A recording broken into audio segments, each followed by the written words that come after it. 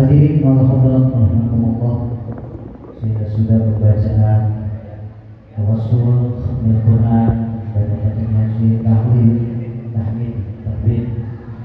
Senantiasa apa yang telah dibaca menjadikan pelajaran amal ibadah, khususnya kepada almarhumah dan khusus pula kepada almarhumah kita yang telah berpulang rahmatullah. Hadirin wal hadirat rahimakumullah, untuk acara selanjutnya yaitu sambutan sahur baik sahur maqasid. Pada kesempatan kali ini akan disampaikan oleh orang tua kami, ayahanda Ustaz Haji Muhammad Amin bin Darajat PD. Padanya waktu dan tempat kami persilakan dengan segenap hormat.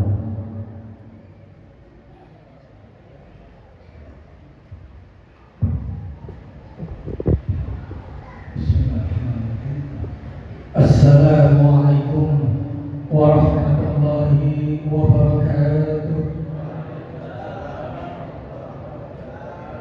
Alhamdulillahilladzi ja'ala al-mauta rahatan li'ibadihi al-mu'minin wa 'alam anna al-mauta ha'ilun wa khatarahu azimun wa ghaflatan nasi li qillati fikrihim. Wassalatu wassalamu ala sayyidina wa habibina wa syafi'ina wa maulana Muhammadin wa ala alihi wa sahbihi ajma'in, amma ba'd. Faqala an-nabiy sallallahu alaihi wasallam, akthiru min dhikril maut fa innahu yumahhisu junuba wa yujahidu fid dunya wa man jahida fid dunya hadat alaihi musibat atau kama qala Rasulullah sallallahu alaihi wasallam. Ma'asyiral muslimin, jamaah takziah yang dimuliakan Allah Subhanahu wa taala, terutama hadratil mukarramin, sama-sama yang kita muliakan para guru kita, para asatiz, para bapak-bapak, hadirin sekalian serta ibu-ibu yang ada di sebelah kiri kita.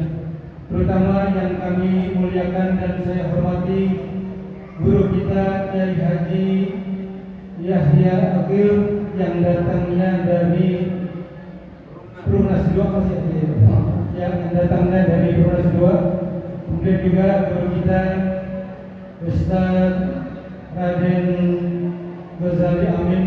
Kemudian juga guru kita Ustaz Haji Zamhari yang datangnya dari Cirebon Selatan. Kemudian juga ada Ustaz Haji Dadang.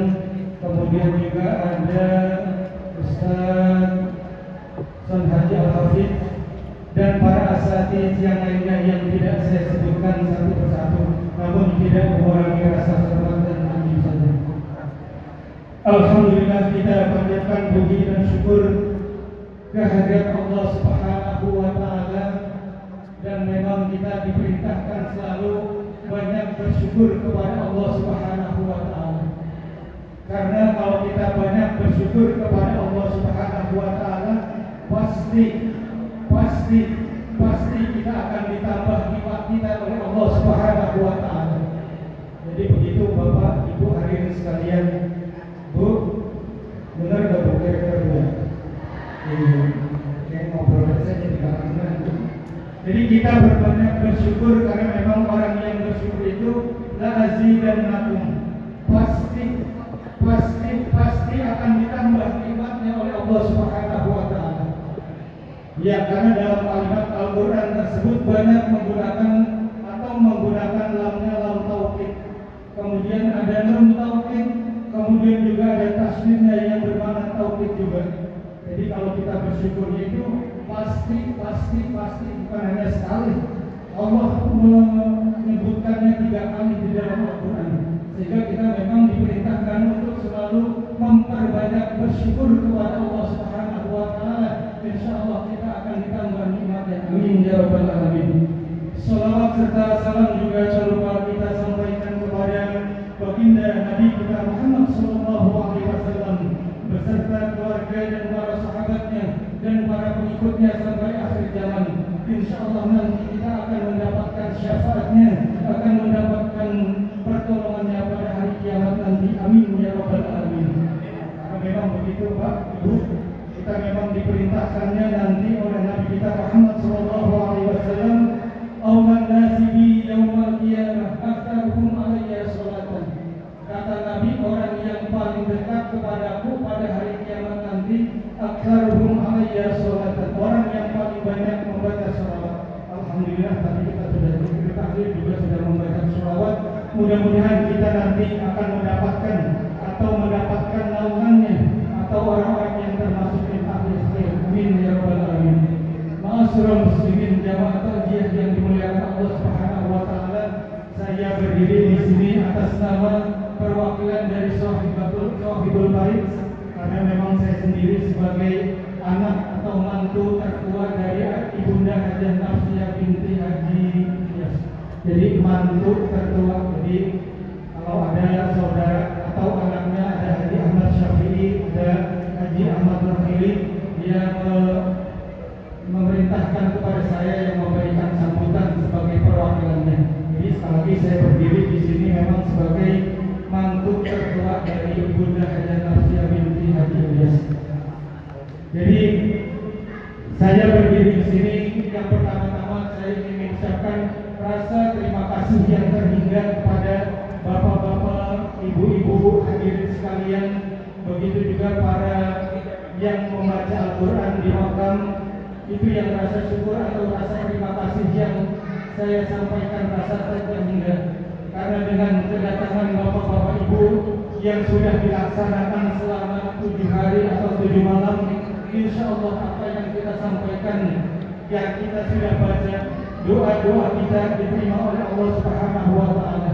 Bukan hanya untuk dari keluarga kami sendiri, tapi semua keluarga kita, jami'ul muslimin wal muslimat, mendapatkan cucuran rahmat dan ampunan dari Allah Subhanahu wa taala. Ma'asyiral muslimin jamaah takziah yang dimuliakan Allah Subhanahu wa taala. Sedikit berbicara tentang Ibunda Hajah Nafsiyah binti Haji Ilyas.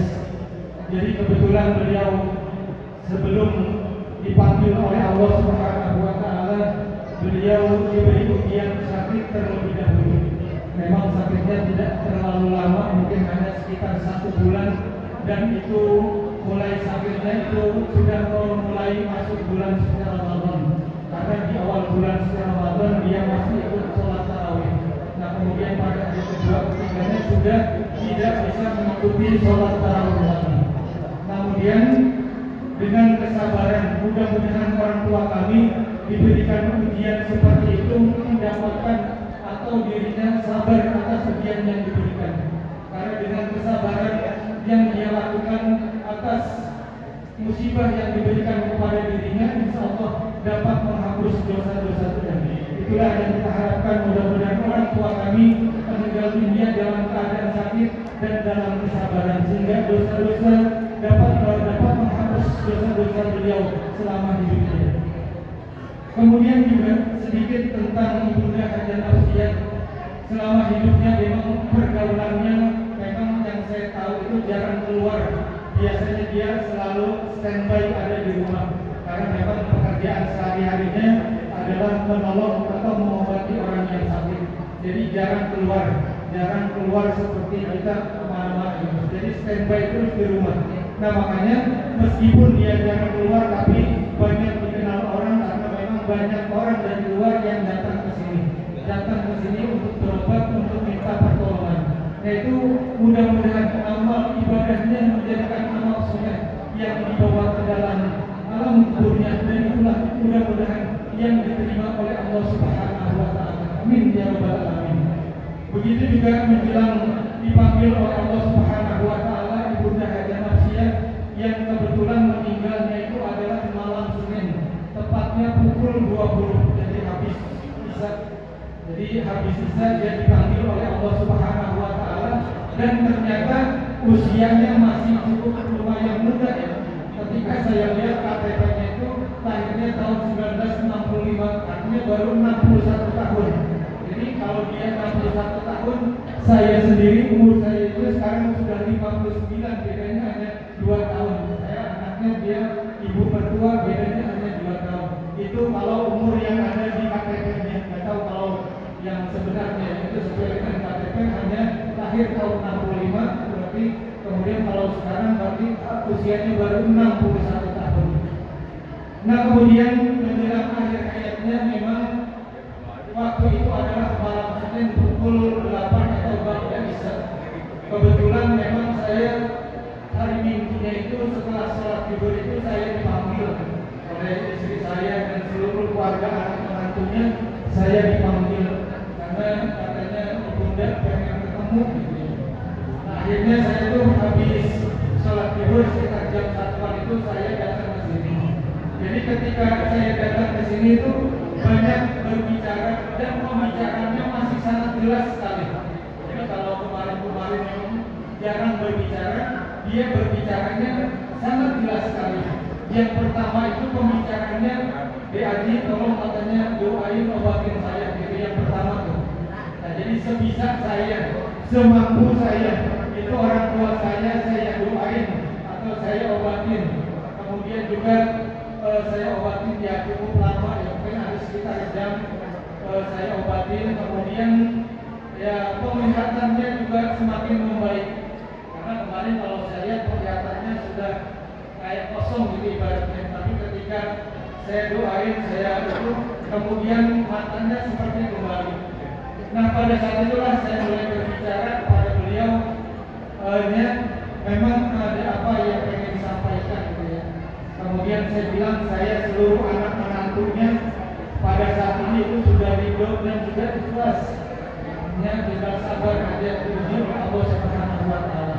Dan dalam pembicaraan itu banyak hal-hal yang disampaikan kepada saya sehingga pada saat itu sangat jelas sekali. Bahkan saya suruh mengikuti baca istighfar, saya talqin kalimat la ilaha illallah, dia masih sangat jelas sekali. Itu ada di hadapan saya. Dan memang waktu itu saatnya sangat hujan angin besar ya, pada sore itu hari Minggu. Nah jadi setelah saya berbicara selesai, saya bertanya lagi, kira-kira ada apa lagi yang disampaikan? Tidak ada, ya ini katanya cukup. Tapi saya katanya minta doain lagi, minta obatin lagi. Ya kemudian saya obatin lagi, saya doain lagi orang tua saya. Kemudian setelah saya obatin, kemudian dia ya pandangannya semakin tenang kelihatannya. Kemudian dia berubah arah bahasa kita itu melepas ke sebelah kanan, yang lari ke sebelah kanan. Jadi dalam posisi rumah. Dan kemudian saya tanya lagi, sudah tidak ada yang disampaikan, sudah cukup banyak yang disampaikan, dan akhirnya saya cukup ya silakan saya istirahat dulu. Itu sekitar posisi itu sekitar jam 4:30 atau jam 5.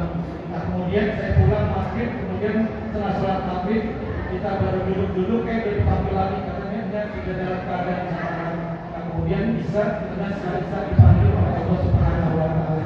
Jadi seperti itu kronologi Ibunda Hajar Nafsiyah dipanggil oleh Allah Subhanahu wa taala. Nah kemudian karena memang saya di sini sebagai anak yang tertua, kalau kita lihat filsafat kehidupan kita nggak jauh-jauh Pak Ibu ya. Kita lihat aja filsafat seharian yang kita lihat tuh, kalau ayam tuh biasanya lagi ngerem bagi anaknya Pak. Jadi kalau anaknya itu lagi ngerem itu tidurnya selalu ada di ketepan ibunya. Tiap malam biasanya seperti itu, selalu ada di ketepan. Bahkan makannya juga sangat teratur dan mengikuti apa yang diberikan oleh ibunya. Mudah-mudahan hal ini terjadi pada keluarga kami dan doakan kepada kami. Karena kalau kita melihat selanjutnya, ayam itu apabila sudah dia disapin oleh ibunya itu biasanya anak-anaknya sudah seperti tadi. Kalau tadi ada di ketek emaknya, sama-sama makan bareng-bareng, enggak ada yang berebut, sama-sama enak diatur oleh ibunya. Tapi setelah disapin biasanya begitu. Anak-anaknya, anak ayam itu biasanya pada berebutan. Ada yang galak banget, ada yang mendel sini, mendel sono, ada yang pengen makannya banyakan, ada yang gak kebagian, ada yang kurusan, ada yang bukan, ada yang kurusan. Betul nggak Bu? Kira-kira Bu? Bu, betul nggak Bu? Iya, ayam biasanya kalau disapi begitu Bu, makannya pada berebutan ya. Ada yang gemuk, ada yang kebagian makan, pada kurus-kurus begitu. Jadi kita ambil saja pelajaran dari kehidupan kita seperti itu. Mudah-mudahan hal ini tidak terjadi bagi keluarga kami. Oleh karena itu kami sebagai yang dituakan di dalam keluarga ini mohon doanya kepada hadirin sekalian. Mudah-mudahan kami yang tertua bisa membimbing adik-adik kami. Meskipun adik ipar kami anggap ini semua adik seperti saudara kandung seperti biasa. Itulah harapan kami setelah kedua orang tua kami meninggal atau dipanggil oleh Allah Subhanahu wa taala. Jadi sekali lagi kami atas nama perwakilan dua-dua mengucapkan terima kasih yang tidak terhingga, mungkin hanya Allah yang bisa membalasnya. Dan yang terakhir kami juga mungkin dalam pelaksanaan pengajian selama 7 hari 7 malam, kemudian pelaksanaan zikir tahlil yang dilaksanakan selama 7 malam, kami yakin banyak kekurangan-kekurangan, banyak kehilapan-kehilapan, baik jamuannya, baik juga pembicaraannya, pasti saya yakin banyak pembicaraan kekurangan-kekurangannya. Oleh karena itu dari kekurangan-kekurangan dan kehilapan-kehilapan tersebut kami sekali lagi mohon dibukakan pintu maaf yang seluas-luasnya. Mungkin ini saja yang bisa kami sampaikan. Mudah-mudahan kami sebagai keluarga besar dari almarhumah Hajah Nafsiah binti Haji Ilyas diberikan kekuatan dan diberikan kesabaran dan dapat menjalankan kehidupan ini sesuai dengan syariat agama. Dan saya akhiri dengan ucapan billahi taufiq wal hidayah. Wassalamualaikum warahmatullahi wabarakatuh. Hadirin rahimahumullah, untuk acara selanjutnya yaitu siraman qalbu al-mau'izatul hasanah.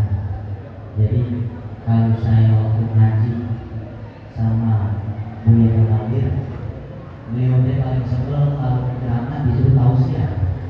Kata dia tausiah Wahabi ya. Makanya pakai al-mau'izatul hasanah yang pada kesempatan kali ini akan disampaikan oleh guru kami Amma Ustaz dari